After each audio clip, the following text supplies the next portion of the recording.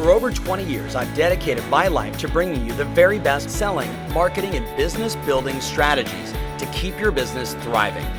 Get ready to experience the success you've been searching for. Welcome to the Tom Ferry Show. Hey, welcome to the Tom Ferry Show, episode 61. Last week, we were talking about TikTok, how we manage our time. And I loved all the comments. Thank you. Never enough comments, by the way. So give me more comments on my YouTube channel. Give me more comments on Facebook. Let me know how I can serve you best. Today, I want to sort of further the conversation of time and really start to look at one of the hottest trends that's happening in the real estate industry right now. And that is, as I wrote down, the future, the now of real estate is total team domination. There's anywhere between 35 to 50,000 teams, depending upon how we categorize them today in the US. And my hallucination is that we will have over 100,000 teams in the next 3 years. Why? Simply put, a team always outserves or outperforms an individual. It's just that simple. The minutia involved in the real estate business, or any business for that matter, is so immense today. The paperwork, the marketing, the transaction management, the people management, there's so much going on that trying to do it all on your own is nearly impossible. Certainly, it's impossible if you want to perform at a really high level and have a life by design. So I want to talk to you today about the 4 different types of teams, the 3 different leadership types, and then a whole series of solutions. And I've got a little bonus for you, a little manual of about 85 pages, which I'm going to hope that you take the time to read and digest so you can make better decisions about how you want to run your business. So let's get into it. You ready? I was asked once, what are the different types of teams you're seeing right now around the world? The first type of team I refer to as the illegitimate team. And the way I use illegitimate, if you actually saw the slide I use, it's a whole bunch of clowns all together and just says illegitimate team. And I mean that to be controversial. I mean it to be a little funny. I want people to be like, oh my goodness, clowns, what's he talking about? Well, here's what I mean. When a whole bunch of people get together and they're all similar and they're like, let's form a team and we're all salespeople and this is going to be awesome and I know why you're doing it. You think if we put 3 or 4 salespeople together on a team, but there's no back end behind you, there's no operations behind you, there's no process behind you, you actually think that that's a marketing degree of separation, but it's not a service degree of separation. It's not a serve the customer better. It's only for you to be able to think you can get more business. I get it. To me, I see him out there, but it's not really a team. If there's no back end operations, there is no team, in my opinion. So the illegitimate team is a bunch of salespeople that get together and say, let's just form a group and we'll go market ourselves together and 3 for the price of 1, yada, yada. I get it, but no bueno in my world. Number 2 is the family business. Without a doubt, that's the biggest segment of teams right now in the real estate business. And of course, it makes sense, right? I get into this business. There's so much going on. I get my spouse to join me. Now I've got the 2 of us working together. I've got a kid. I put him through high school, then through college. Now they're living in the basement and they've got $100,000 in debt. Screw it. I'll make them my buyer's agent, right? The challenge with that family business is multifold. First of all, it's hard to sit around the dining room table and say, hey, how was your day? Oh, that's right, we spent the entire day together. How was your day? Oh, that's right, we were fighting over an escrow together. That's not a really healthy relationship.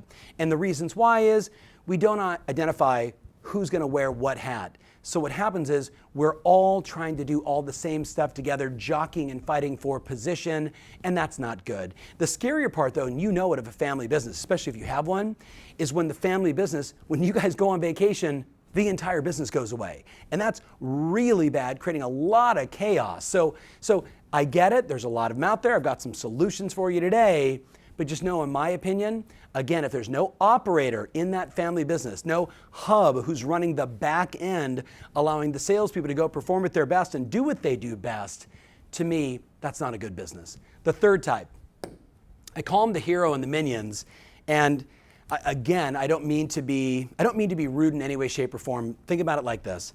I see these rock star agents that are incredible at what they do, but they're also incredible control freaks. They go through assistants like this, they turn over all the time. They can't keep salespeople on their team. They can't keep anybody on their team. And I get it. People are like, oh, they're egotistical. And I say, no, no, no. Actually, put yourself in their shoes. They're selling a lot of homes. They're trying to serve a lot of customers. By nature, because of default, because of upsets and being dissatisfied with what people are doing, they think they can do it better. They think they can do everything faster. So I give the project to Sarah, but then I do the work for her. I say, Taz, will you make this phone call for me? Oh, no, I'll just make it for you, right? That type of personality, if you really look at it, it's just they've been burned so many times in the past that they almost have to become this egocentric control freak who wants to do everything. The challenge is they also burn out. The only time they take time off is when they get pneumonia. You with me? Like they're near death. That's their day off because they're such control freaks, and they never understood that leadership is about empowering the team around you to do more, to serve more, so the greater good serves more customers and you win. Like, that's why we do it. So again, this is a big segment of teams that are out there, and if you're watching and you're one of them, Hero and Minions, I love you, I'm sorry, you can change. It's okay, you can change. Look at number 4, the team builder. The team builder. Now this is where it's at today. This is where a smart individual says, you know what? I'm really good at sales and I'm not really good at back end. Or they even say, I'm really good at buyers, but I'm not good at listings. Or I'm good at listings and I'm not good at buyers.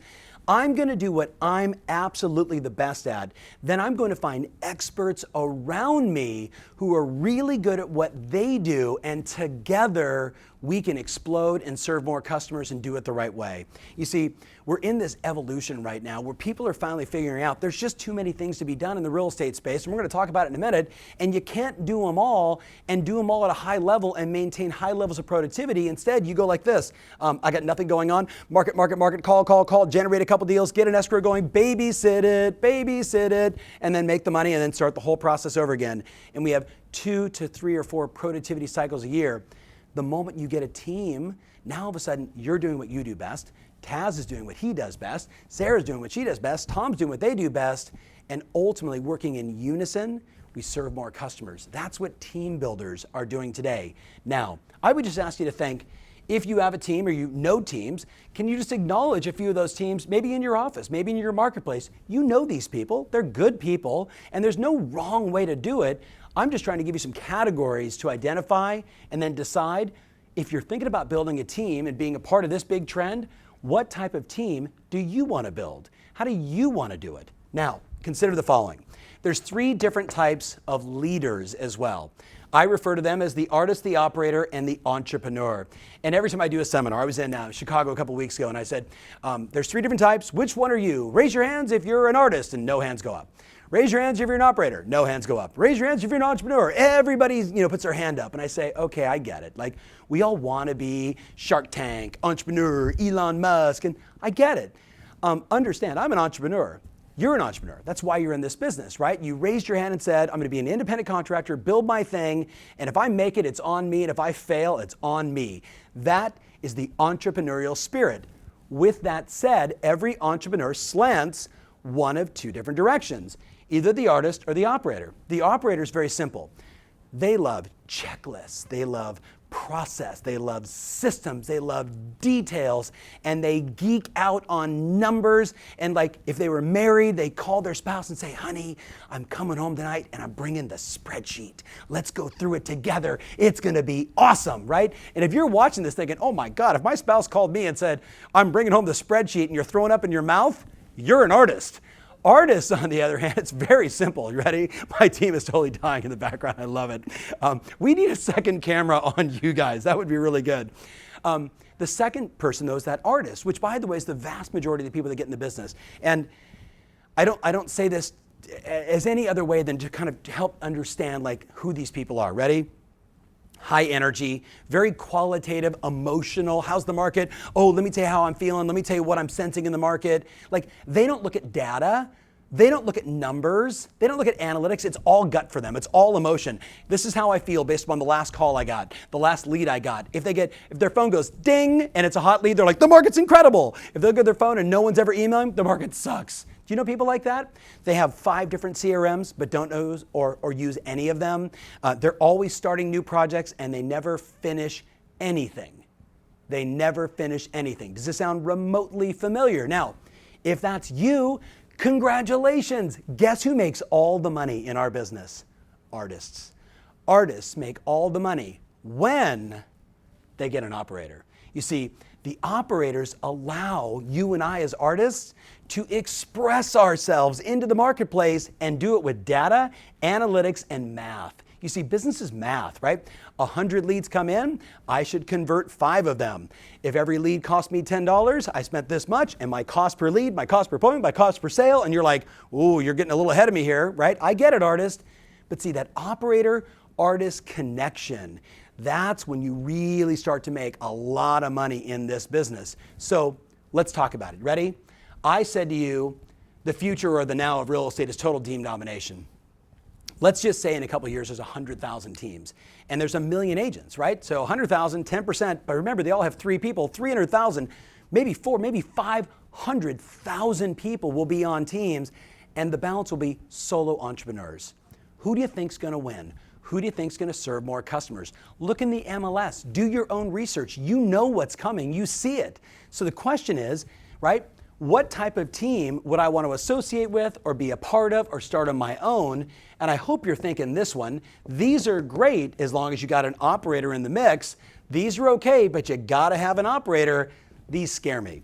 You got to really understand which one are you. I'm an artist, but I get to express myself through data because I've got an operations team that gives me the analytics and the numbers, and then I do the Tom Ferry Show. You with me on this? It's the same thing for you. So I've got some solutions. We're going to give them this for free. Where do they go? TomFerry.com/unstoppable. TomFerry.com/unstoppable. TomFerry.com/unstoppable. This is a CEO systems manual. If you're curious about how to build a team, don't reinvent the wheel, right? It's about 85 pages. Go to TomFerry.com/unstoppable. Download a copy and get educated, get informed, right? Not just this video, get more information so you can make good choices. Now, let's talk about some simple solutions. Obviously, you want to go to the website, download this, read it, understand it. Read the E-Myth, right, by Michael Gerber. Read Good to Great.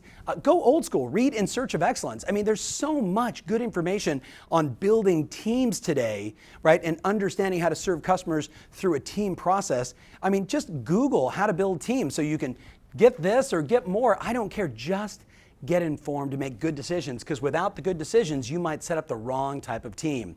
Here's some additional solutions. Number 1 is know thyself, right? Know who you are. Hello, my name is Tom, and I'm an artist. And when my business was small, I didn't have many operators. Today, as the business gets bigger and stronger, the more complex your business is, the more smart, intelligent, unbelievable numbers crunching people you need to go run your business effectively to serve more clients. It's that simple. Know yourself. Number 2, you gotta define the roles of the team members in your business. So let's say you're mom, dad, and son as an example.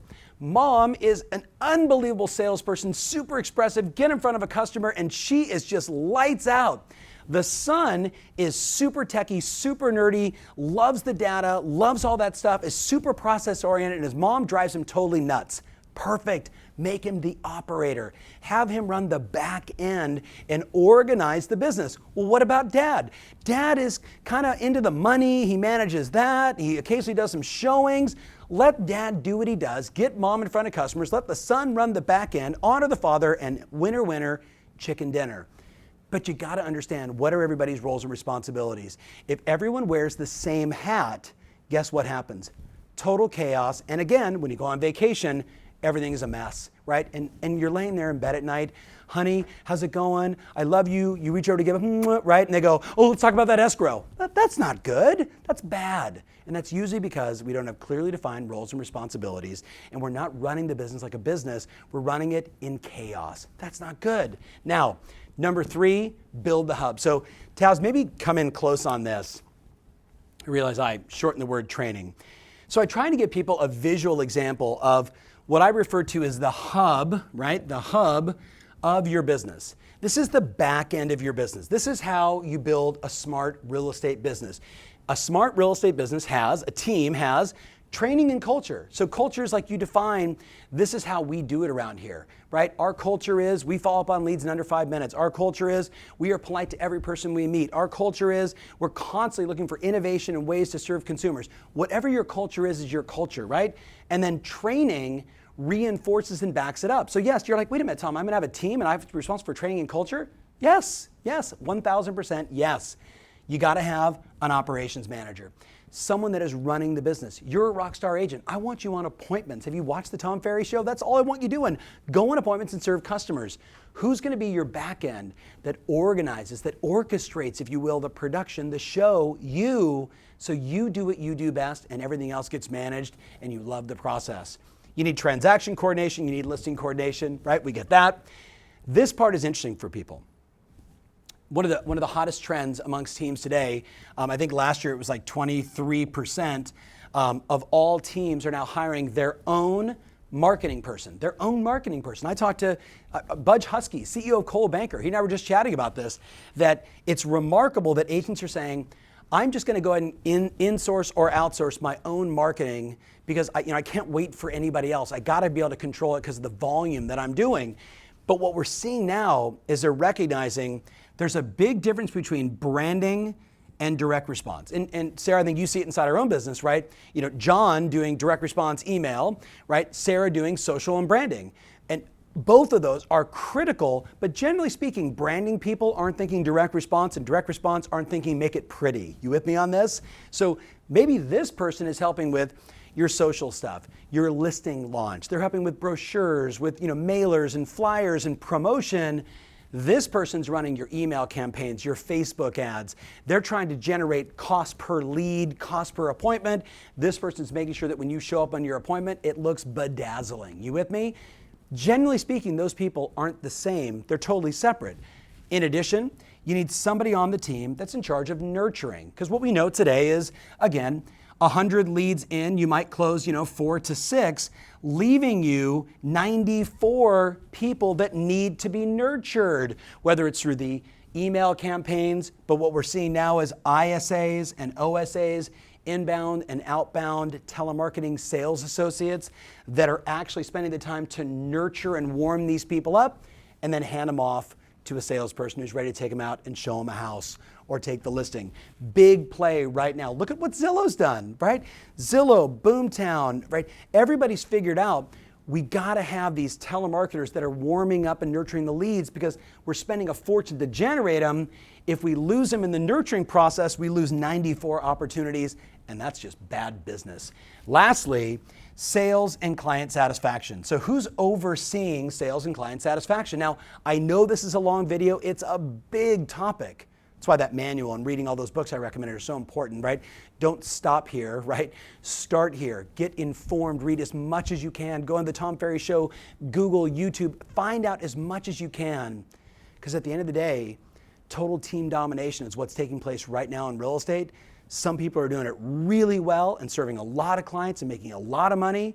And some, their teams have actually become a problem for them, driving them crazy and actually making them go broke because they're doing it wrong. I just want you to be informed. Now, who is going to head sales? Maybe it's you, which means you're in charge of sales meetings, follow up. Hey, we gave you 8 leads. We gave you 10 leads. How you doing with your leads? How you doing with your leads? How many appointments? You become the coach, if you will, for your salespeople. Like, that's an important role today on a mega team. Now, with this in place, how many salespeople can you have?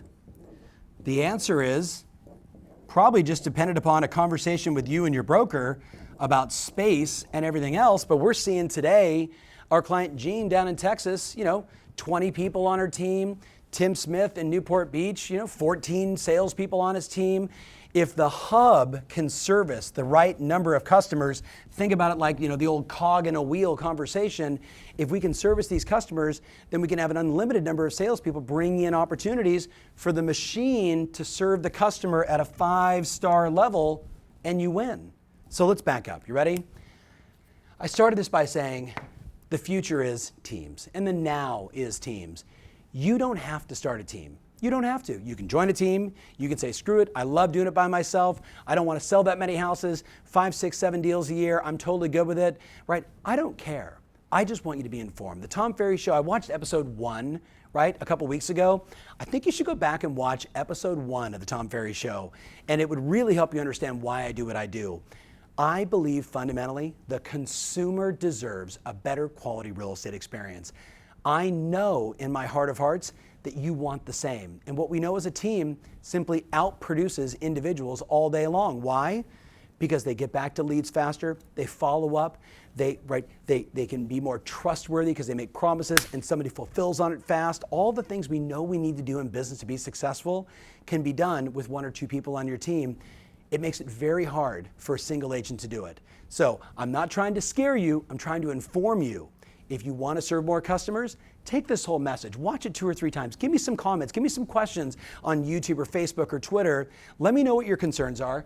Download this at tomferry.com/unstoppable. Read the E-Myth, read Good to Great, get informed, make good decisions. It's your business and this is your time. So that's all I got.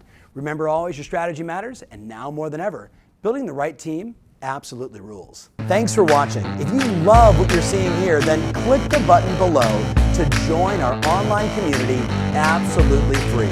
Thanks so much.